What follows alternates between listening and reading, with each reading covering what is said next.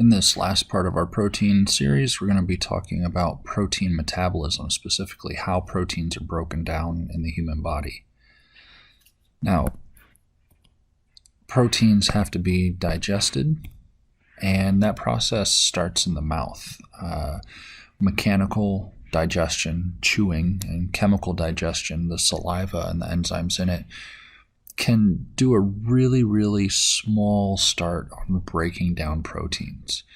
In the stomach, this is where the true breakdown starts to happen. Hydrochloric acid is going to denature the proteins, so they're going to start to unfold and lose their 3D shape.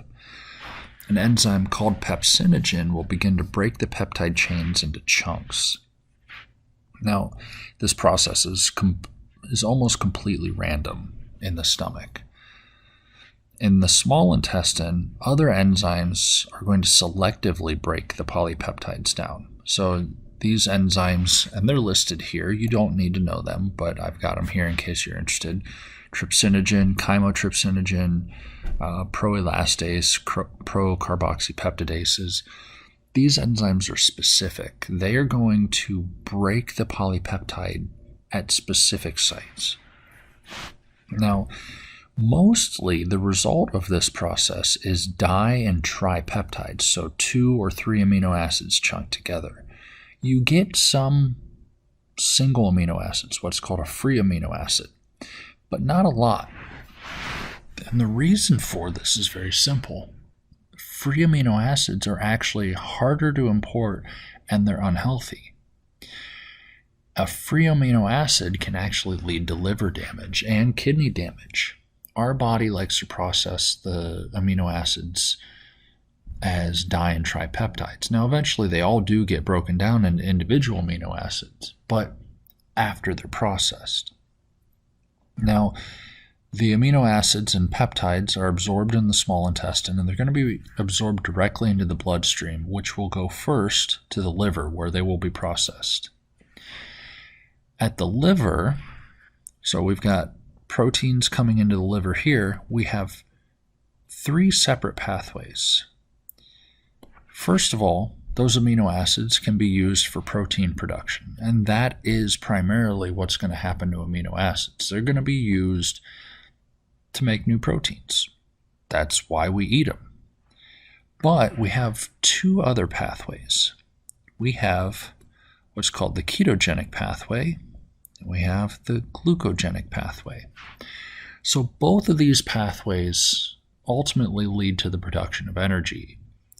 The glucogenic pathway is an indirect energy production, whereas the ketogenic pathway is a direct energy production.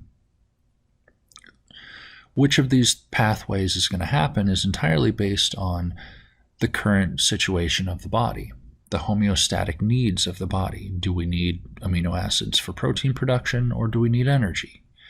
Do we need glucose? Whatever. So the body can adjust this, and it's all controlled by the liver. Now, the glucogenic pathway, and you don't need to memorize all of this stuff on here. We're going to learn all of this eventually, but you need it now, at least a general knowledge. The glucogenic pathway is about amino acids being turned back into glucose. And this diagram's really small, but I only need to point out a couple of things. Krebs cycle is right there. That's the citric acid cycle. Glucose is going to be right up here. And generally, you break down glucose, and what you make out of it goes through Krebs cycle, and then it goes to the electron transport chain, and we make energy, ATP. Glucogenic pathway, glucogenic amino acids work in the opposite direction. They are going to result in the production of glucose. Pretty simple. Most glucogenic amino acids are going to feed into some part of the Krebs cycle down here, or some early part of this cycle up here. More importantly, they are not going to be acetyl-CoA or acetyl-acetate. So those are not where our glucogenic aminos are going to feed in.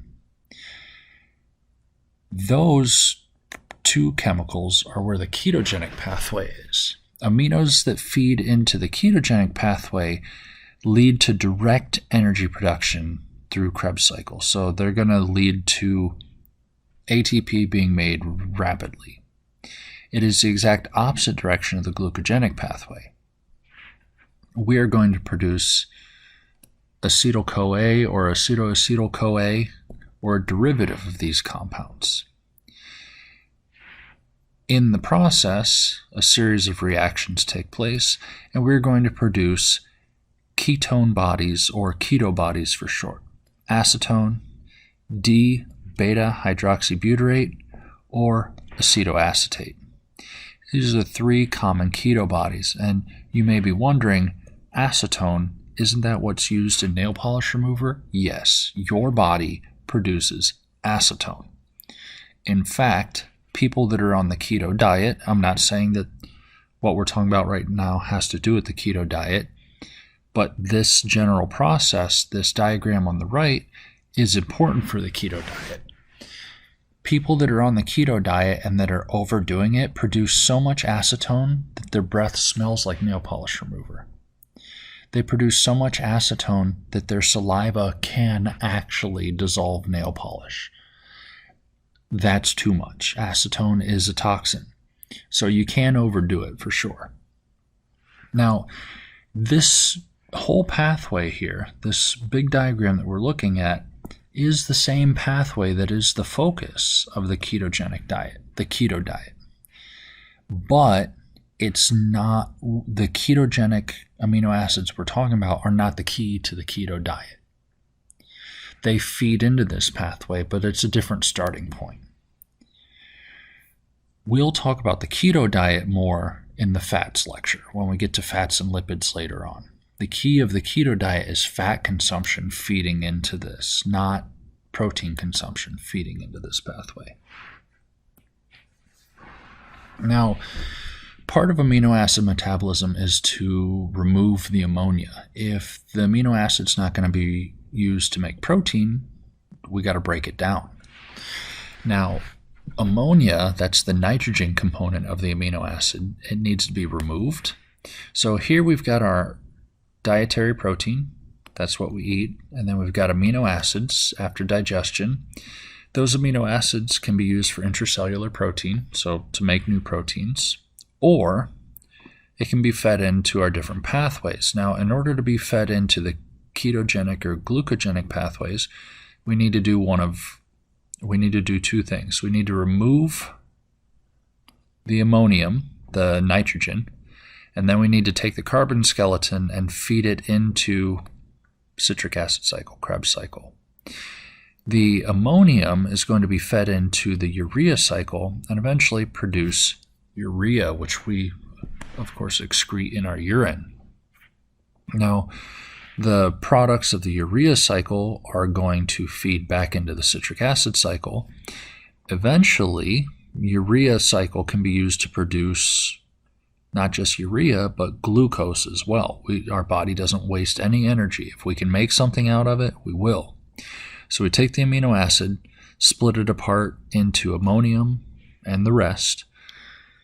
The ammonium will be used to make urea and help make glucose. The rest of the amino acid will be used to either help make glucose or to directly make some more energy. So the urea production is actually pretty interesting. This system can be overwhelmed. If you consume too much protein, your body actually can't feed the ammonium into the urea cycle quickly enough, and you actually can emit nitrogen compounds from your skin in order to get rid of it.